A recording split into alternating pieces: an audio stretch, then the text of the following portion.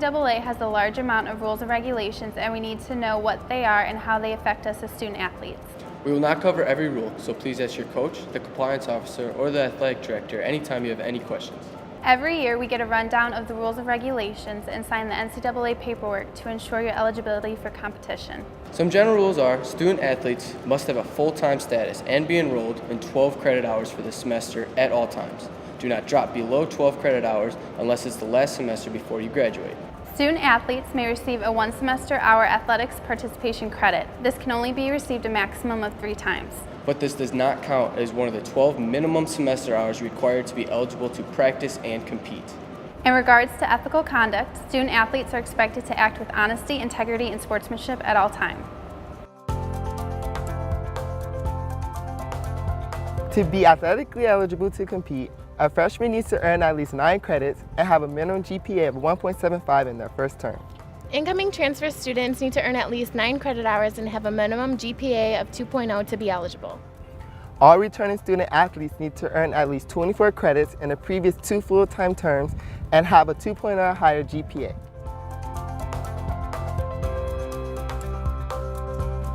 If you are going to take a class you have previously passed, you will not get credit for the second time, and this will not count towards the 24 credit hours you need for athletic eligibility. You have 4 seasons to compete in your sport in your first 10 full semesters.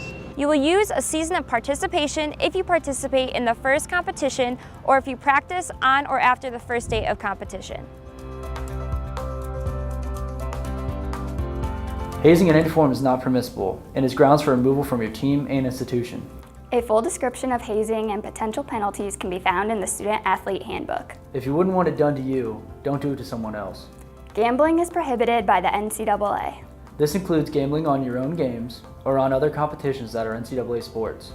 This means no golf, football, baseball, bowling, or anything that NCAA has a championship in. It's not worth risking your eligibility. You are expected to represent Aurora in a positive manner. Be aware of how your words and actions will affect AU, your team, and your representation. What you post on social media may result in disciplinary actions from your team or the department.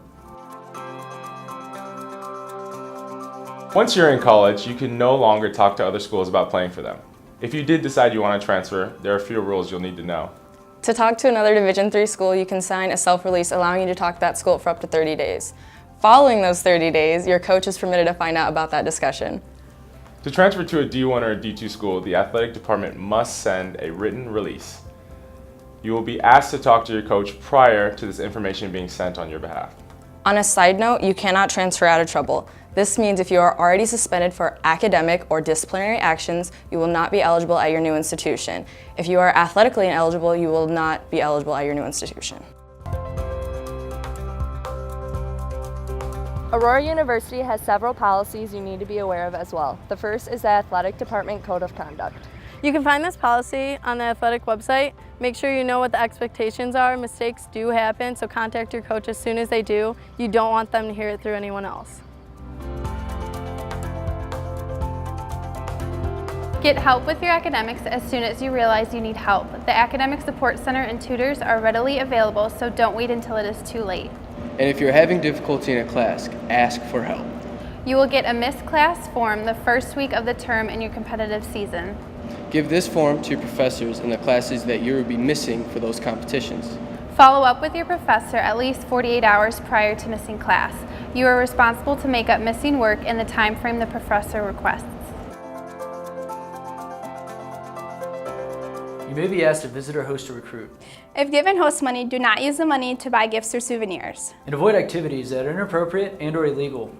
You may need to go through training to host a recruit. An extra benefit is any special arrangement or service provided by an employee, staff member, booster to a student athlete, prospect, or family member not recognized by the NCAA. These benefits or services are not available to the general public or general student body. By accepting an extra benefit, it may lead to major violations and you may become immediately ineligible. Keep your locker orderly and hang items in your locker. Students are not permitted in the laundry room unless they are working. You are responsible for all the equipment issued to you and may be billed if it is not turned in at the end of the season. Be sure to throw all your dirty clothes you want washed on your laundry loop and into the laundry bin in your locker room. If your gear does not make it into the laundry bin, it won't get washed. Reminder, go to the athletic training room to get treatment during the day whenever possible. When out of season, remember in-season athletes have priority during busy times. When in doubt, schedule an appointment with your athletic trainer. In order to stop the spread of MRSA and other bacterial infections, please remember to be cleanly and wear your shorts, shoes, and shirts at all times. They are required. Also remember to report injuries in a timely manner. Waiting to report injuries will only delay your recovery. This is especially important with concussions. Talk to your athletic trainer. They are there to help. The NCAA has rules about drug use, and they conduct drug testing. You are responsible for what you put into your body. Positive drug tests cannot be reversed because you did not know something was illegal. Recreational drugs carry a 50% season suspension from the NCAA. Performance-enhancing drugs carry a full calendar year suspension. AU also does random drug testing throughout the academic year. Prescription medication should be on file in the athletic training room, and some medications can cause a positive drug test. Examples include Ritalin and Adderall. Talk to your athletic training staff if you have any questions. Also, medical marijuana is not permitted. The first positive drug test will carry a 30% season suspension. A second positive test will suspend you indefinitely. Again, remember, you are responsible for what you put into your body. If you're not sure, ask a member of the athletic training staff.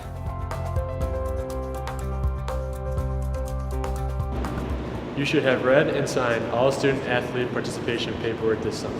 If you are an incoming transfer student, please contact the compliance officer to complete the necessary paperwork to ensure your eligibility. This is in addition to the athletic training paperwork that you should have already submitted. These are exciting times to be a Spartan. It's up to you to be the best student, athlete, and teammate. Best of luck this year. Go Spartans!